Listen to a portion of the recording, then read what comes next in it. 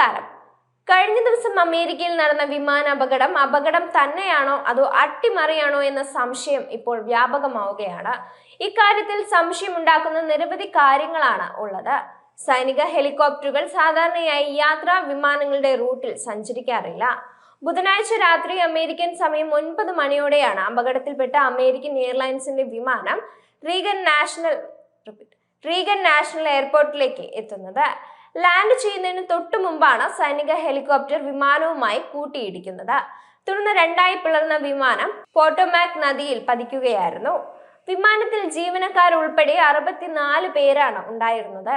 ഹെലികോപ്റ്ററിൽ 3 പേരാണ് ഉണ്ടായിരുന്നത്. പരിശീലന പറക്കൽ നടത്തുകയായിരുന്നു ഹെലികോപ്റ്റർ എന്നാണ് ഔദ്യോഗികമായി വെളിപ്പെടുത്തിയിരിക്കുന്നത്. വിമാനത്തിൽ എത്ര പേർ മരിച്ചു എന്ന കൃത്യമായ കണക്ക് പുറത്തുവിട്ടിട്ടില്ലെങ്കിലും യാത്രക്കാർക്ക് ആർക്കും തന്നെ രക്ഷപ്പെടാൻ സാധ്യതയില്ല എന്ന് തന്നെയാണ് കരുതപ്പെടുന്നത്. ഇതുവരെ 60 മൃതദേഹങ്ങളാണ് കണ്ടെടുത്തത്. വിമാനം കൂട്ടിയിടിക്കുന്നത് തടയുന്നതിനുള്ള സംവിധാനങ്ങളുള്ള യാത്രാ വിമാനം എങ്ങനെയാണ് ഇത്തരത്തിൽ അപകടത്തിൽപ്പെട്ടതെന്ന കാര്യത്തിൽ ഇപ്പോഴും ദുരൂഹത നിലനിൽക്കുകയാണ്. അമേരിക്കയുടെ തലസ്ഥാനത്തെ പ്രധാനപ്പെട്ട ഒരു വിമാനത്താവളത്തിലാണ് ഇങ്ങനെയൊരു അപകടം ഉണ്ടായത് എന്നതും അധികൃതരെ അമ്പരപ്പിക്കുകയാണ്. ഹെലികോപ്റ്റർ വിമാനത്തിലേക്ക് ഇടിച്ചു കയറ്റുക തന്നെയായിരുന്നു എന്നാണ് പലരും ഇപ്പോൾ സമൂഹ മാധ്യമങ്ങളിൽ കുറിക്കുന്നത്. വിമാനത്തിൽ ഉണ്ടായിരുന്ന യാത്രക്കാർ ആരാണെന്ന കാര്യം അടിയന്തരമായി പുറത്തുവിടണമെന്നും ഇവർ ആവശ്യപ്പെടുന്നുണ്ട്. യാത്രക്കാരിൽ ആരെയെങ്കിലും ലക്ഷ്യമിട്ടാണോ ആക്രമണം നടന്നതെന്ന കാര്യം പരിശോധിക്കണമെന്നും ചിലർ പറയുന്നുണ്ട്.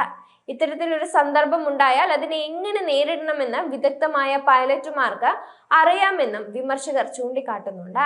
വിമാനം വരുന്നത് കാണുന്ന ഹെലികോപ്റ്റർ പൈലറ്റ് എന്തുകൊണ്ട് ദിശ മാറ്റാൻ ശ്രമിച്ചില്ല എന്നതാണ് മറ്റൊരു ചോദ്യം. അപകട കാരണം എന്താണെന്ന കാര്യം അധികൃതർ ഇനിയും പുറത്തുവിട്ടിട്ടില്ല.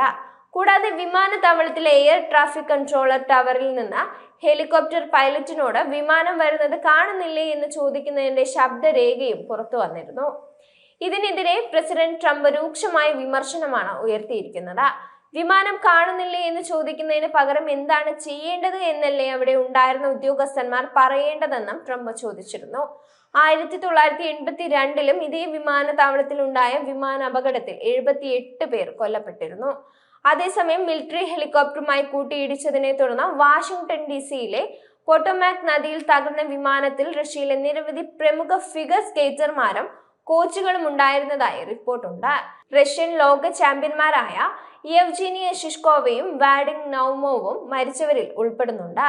60 യാത്രക്കാരും 4 ജീവനക്കാരുമായി വിമാനം കൻസാസിലെ വിച്ചിറ്റയിൽ നിന്ന് അമേരിക്കൻ തലസ്ഥാനത്തേക്ക് പോകുമ്പോൾ അമേരിക്കൻ ആർമി ബ്ലാക്ക് ഹോക്ക് ഹെലികോപ്റ്ററിൽ ഇടിക്കുകയായിരുന്നു. ആരും രക്ഷപ്പെട്ടിട്ടില്ലെന്നാണ് റിപ്പോർട്ട്.